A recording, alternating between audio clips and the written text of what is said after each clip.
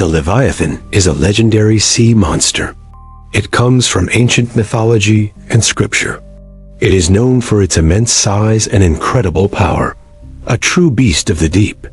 Its origins are found in the Bible. Specifically, it is described in the book of Job. It represents a creature of chaos, tamed only by a divine, powerful being. The name Leviathan has become a symbol. It stands for any huge, powerful thing, especially something that seems overwhelming or unstoppable, like a massive government or a huge corporation. In many stories, it is a serpent, a great dragon that lives in the sea. Its role is often to challenge the gods, representing the primordial chaos of the world. This creature was not just a Jewish legend. Similar monsters existed in other ancient cultures. They all represented the untamed and dangerous power of the vast, mysterious, dark ocean. The Leviathan story explores themes of order. It contrasts the chaos of nature with the power of a creator god. God's control over it shows his ultimate authority. It is often paired with another beast. This other creature is the behemoth. One ruled the sea, the other was said to have ruled the land in ancient lore. The creature's defeat is a common theme. This victory symbolizes the establishment of order. It shows civilization triumphing over the wild, untamed forces of the chaotic natural world. The legend has inspired countless artists and writers. It continues to appear in modern books. It also features in popular movies and challenging video games as a final boss. Understanding the Leviathan means looking at myths. It also involves politics and philosophy. The monster's meaning has evolved greatly over the many centuries of human civilization history. The Book of Job provides a vivid description. It describes a creature of immense strength.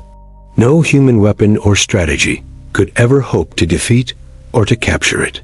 Its body is covered with protective scales. They are like a tight-fitting coat of armor. These scales are packed so closely that no air can even get between them. The scales are its pride and its defense. They are said to be shut together. They are sealed as with a stone, making it completely and totally invulnerable. When it sneezes, light flashes forth. Its eyes are like the eyelids of dawn. This poetic description emphasizes its powerful and almost supernatural, awe-inspiring, and terrifying divine nature. Firebrands stream from its mouth and its lips. Sparks of fire leap out from it. This imagery suggests it is a fire-breathing dragon of the great blue sea. Smoke pours from its nostrils as it breathes.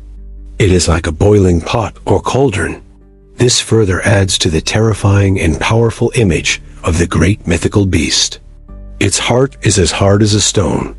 It is as hard as a lower millstone. It knows no fear and has no compassion for any other living things. When it rises, the mighty are terrified. Even the powerful waves of the sea retreat. Its very presence causes fear and chaos among all who might witness it.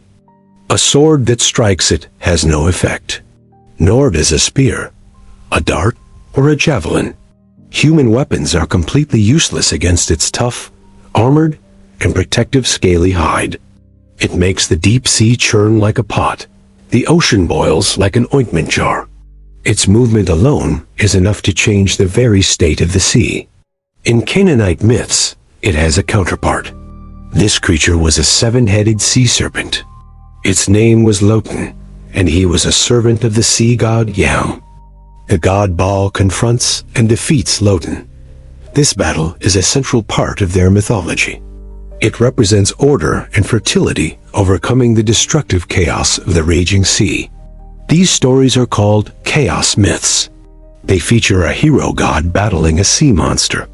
This is a common pattern in many ancient Near Eastern religions and ancient stories. The Hebrew story of Leviathan shares themes. It shows Yahweh's power over chaos. It asserts his singular authority as the one true creator and the ruler of all. In Babylonian mythology, there is Tiamat. She is a primordial goddess of the ocean. She is a giant sea dragon who is defeated by the storm god Marduk. Marduk splits Tiamat's body in two halves. He uses her corpse to create the heavens. He also uses her body to create the earth for all mankind. These myths explain the world's origins. They describe a transition from a formless chaos. They explain the change into an ordered and structured cosmos for people to inhabit. The sea was a symbol of chaos. It was vast, unpredictable, and very dangerous. The sea monster embodied all of these terrifying and very frightening aspects of nature. Defeating the monster was a necessary act. It was essential for creation to begin. This divine act made the world safe and habitable for human beings to live in. The biblical Leviathan fits into this pattern. It is a force of primordial chaos.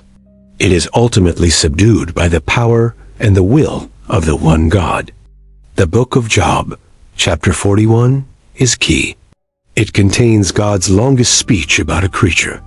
He describes the Leviathan in great detail to a suffering and confused Job. God asks Job if he can catch Leviathan.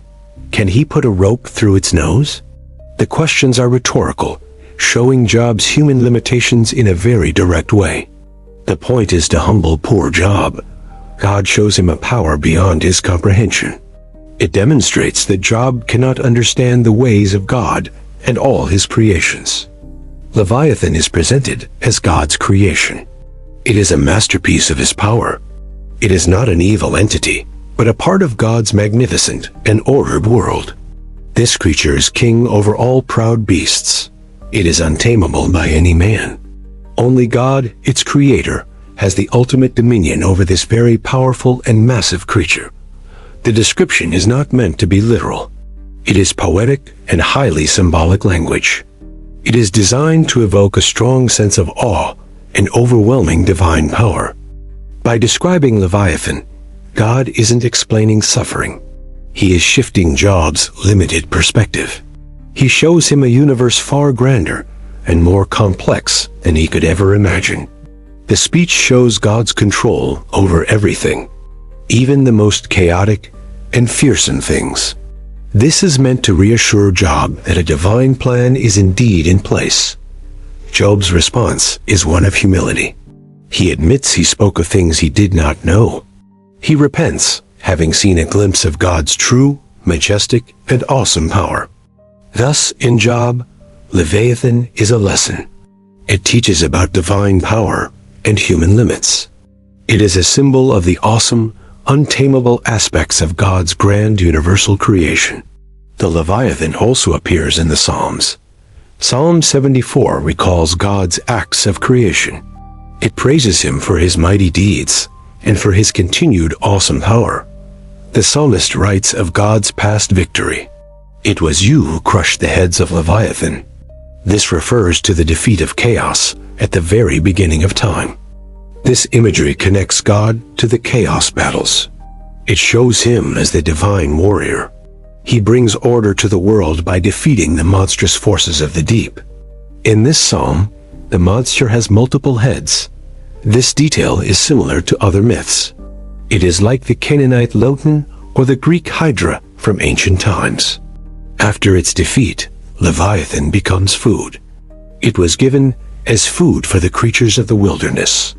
This shows God's power to transform chaos into life-giving sustenance. Isaiah 27 speaks of a future event. It is a prophecy about the end times. God will finally bring his ultimate justice and final judgment to the entire world. In that day, the Lord will punish with his sword. He will slay the monster of the sea. Leviathan, the twisting serpent, will at last finally be destroyed forever. Here, Leviathan is a symbol of evil. It represents the worldly kingdoms that oppose God. It is an enemy that will be definitively defeated on the final judgment day. This is an eschatological battle. It is a fight at the end of history. God's final victory over evil is assured, bringing a new era of peace and justice. So, the Bible presents Leviathan differently. In Job, it is God's creation. In Psalms and Isaiah, it is a chaotic enemy that God conquers for his people. In later Jewish traditions and legends, new stories about the Leviathan emerge. The rabbis expanded on the brief biblical descriptions, adding much more detail to the ancient tales. One famous legend speaks of two Leviathans. God originally created both a male and a female. They were so powerful that their union would have destroyed the entire world. To prevent this total world destruction, God acted. He killed the female Leviathan. He preserved her flesh in salt for a great feast in the far future. The male Leviathan was left alive alone. It is said he will be slain at the end of time. This will happen in a final, climactic battle with the great beast Behemoth. At the end of days, the righteous will feast. They will dine upon the flesh of Leviathan. This banquet is a reward for their faith and for their good deeds. The skin of the Leviathan will be used. It will be stretched to make the roof. It will cover the tent where the great banquet of the righteous will take place. The remaining skin will be spread on the walls. It will cover the walls of Jerusalem. Its brilliant light will illuminate the entire world from one end to the other. These legends transform the creature. It is no longer just a symbol of chaos. It becomes a part of God's eschatological plan for the redemption of all humanity. The story provides a sense of hope. It promises a final reward for the faithful. It shows that even the most fearsome creature will ultimately serve God's good purposes. This rabbinic folklore adds rich layers. It turns a fearsome monster of the deep. It becomes a central element in the promised celebration of the world to finally come. In 1651, a famous book was published. It was written by Thomas Hobbes. He titled his most important work Leviathan, creating a powerful new political and social metaphor. Hobbes used the biblical monster as a metaphor. It was a symbol for the perfect state, an all-powerful sovereign government created by the people to ensure their own security. The book's full title is revealing. Leviathan, or the matter, form and power of a commonwealth ecclesiastical and civil. It lays out his entire political philosophy. Hobbes argued for an absolute sovereign. This ruler would have total authority. He believed this was necessary to prevent society from falling into a constant, endless, bloody civil war. His work was highly controversial at the time. It challenged traditional ideas about power. It argued that authority comes from the people, not from a divine right from God. Hobbes began by describing the state of nature. This is life without any government. There are no laws, no police, and absolutely no form of any central authority. In this state, everyone is equal. Everyone has the right to everything. This equality and freedom leads not to peace, but to constant and unrelenting, brutal, deadly conflict. He famously described this life as solitary, poor, nasty, brutish, and short. People live in a constant state of fear. The greatest fear is of a violent death. This condition is a war of every man against every man. There is no industry, no culture, no knowledge. There is only the endless struggle for individual personal survival. Without a common power to keep them in awe, humans are naturally selfish and competitive. They will always act in their own interest, even at the expense of others. To escape this terrible state of nature, people make a choice. They agree to a social contract. This is a rational decision to give up some of their rights. They transfer their rights to a sovereign. This can be one person or an assembly. In return, the sovereign provides protection and security for every single one of them. This sovereign is the Leviathan. It is an artificial person with absolute power. Its purpose is to enforce laws and to prevent the return to a state of war. The Leviathan's power must be absolute. If its power is divided or limited, it will fail. Society would then collapse back into the chaos of the state of nature. For Hobbes, the Leviathan is not evil. It is a necessary creation for peace. It is the only thing that can save humanity from its own worst destructive impulses. The Leviathan is a powerful, enduring symbol. Its meaning has shifted through the ages, but it always represents some form of overwhelming and truly massive, unstoppable, gigantic power. Originally, it symbolized the chaotic sea. It embodied the untamable and destructive forces of nature, a power that early civilizations both feared and greatly respected in their many gods. In the Bible, this symbolism is focused. Leviathan represents powers that seem beyond human control, but they are still ultimately subject to the will of the one true God. For Thomas Hobbes, its meaning became political. It represents the absolute power of the state, a necessary authority to maintain social order and to ensure everyone's long-term security. In modern times, it can symbolize large corporations. It can also mean complex bureaucracies, any entity so large that it seems impersonal and crushingly powerful to all individuals. It represents the sublime in nature, the awe-inspiring and terrifying beauty of the vast ocean. It is a reminder of how small humans are compared to the natural world. A creature can also symbolize inner demons. It can represent personal struggles or anxieties, the deep, dark, and chaotic parts of the human psyche that we must all confront. It is a symbol of the unknown, the mysteries that lie in the deep sea. It also means the great existential questions that have always puzzled and plagued all of humanity. Its enduring appeal lies in this flexibility. The Leviathan can be many things at once. It can be a monster, a savior, nature, or even our own self. Ultimately, the Leviathan forces a confrontation. It makes us think about power, order, and chaos. It asks us to consider our own place in a vast, powerful universe. The Leviathan's influence extends into modern culture. It appears in books, films, and video games. It continues to capture the imagination of audiences and of all creators. Herman Melville's novel, Moby Dick, is an example. The great white whale has Leviathan-like qualities. It is a vast, destructive, and mysterious force of wild, untamed nature. Captain Ahab's obsession with the whale reflects a struggle. It is a battle against an overwhelming power. It is a classic tale of man versus the great natural world. In fantasy literature and gaming, Leviathans are common. They are often giant sea creatures.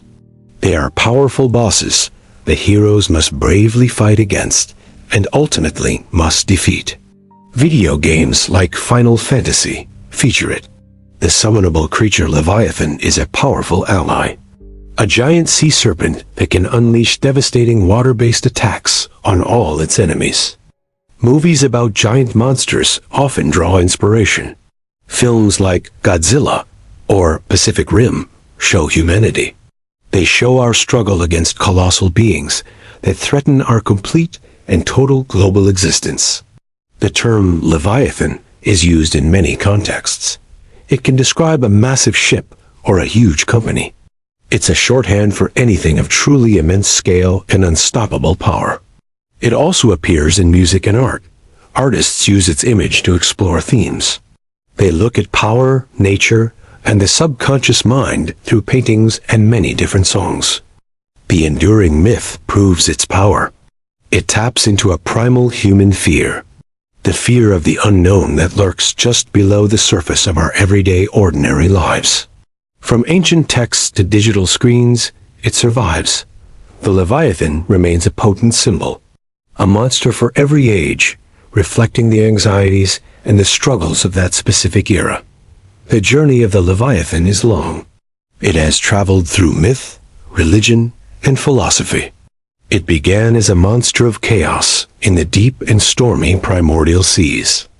In the Bible, it served as a lesson, a demonstration of God's absolute power. It showed humanity its limitations in the face of the Creator's truly awe-inspiring grand cosmic design. Thomas Hobbes repurposed this powerful monster. He made it a symbol of the state. It was a necessary sovereign to save people from a life of fear and constant violence. Today, its meaning is broader than ever. It represents any overwhelming force we face. It can be a force of nature, society, or the deep fears within our minds. From a sea dragon to a political theory, Leviathan endures. It is an ancient myth. It remains relevant, forever representing the eternal struggle between chaos and all of humanity's order.